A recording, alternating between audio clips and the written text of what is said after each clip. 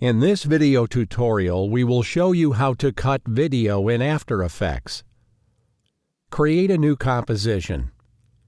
In the project window, move the selected file onto the New Composition icon, and then go to the timeline and set the time indicator into the required position.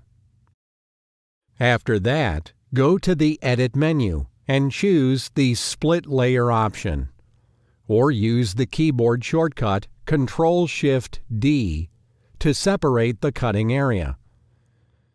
Then set the limit of the working area with the slider on the timeline, and when it's done, go to the Edit menu and choose the Split Layer option. Move the mouse pointer into the limits of the working area. Right-click inside it and choose the Trim Comp to Work area. In the next step, set the time indicator at the beginning of the composition, or use the Home key on the keyboard.